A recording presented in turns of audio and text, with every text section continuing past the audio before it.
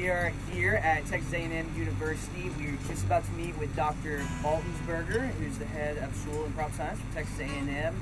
He has about 35 years of experience in alternative crops. We're also looking into economic viability in Texas using data from other states, hemp-producing states, hemp-producing countries. There's quite a few, over 30, and also over 30 states.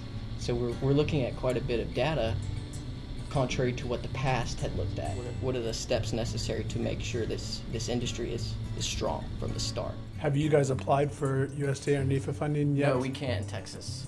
Oh, because it's not legal in Texas. Right, Oh, that's Lord. one of the requirements is you have to have research laws.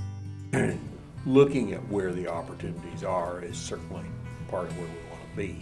I treat hemp, marijuana, as an alternative crop with potential, and I've looked at a lot of alternative crops. They seldom go from 1,000 acres to 1,000,000 acres. There's a lot of unknowns as you start to crack into an industry and compete with those that you are taking out of business by replacing them. I struggled to see hemp being competitive in the oil market. It's a volume product that soybean oil is the base price for quality oil. Palm oil is the base price for non-oil. So if you're just growing oil, you got to be the low-cost producer.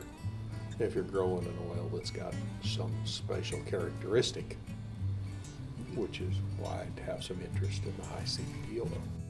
Soybeans were a forage crop in the 50s, and then they developed the processing and the yield potential on the seed to get meal and oil out of it, and the livestock industry took off and used all the meal and kept it rolling, and the food industry kept the oil going, and it's growing to what our second largest crop in the United States.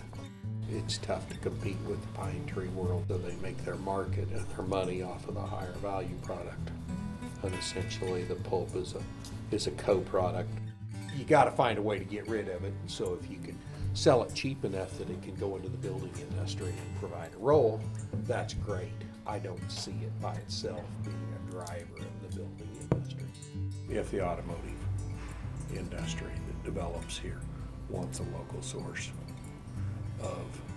of hemp for fiber, for either their seats or hemp resins for their dashboards or whatever, then that's a market we can expand to meet in the research that we'd look at. We actually have on the bus, we didn't bring it in with us, but we have a door from BMW that's made, the injection molded panel, right, is made from flax and hemp combined. You know, from an auto standpoint, we're talking with Tesla to put, you know, obviously there's the supercapacitor standpoint, the batteries from the fiber, but also, you know, just using it for the injection molded plastics.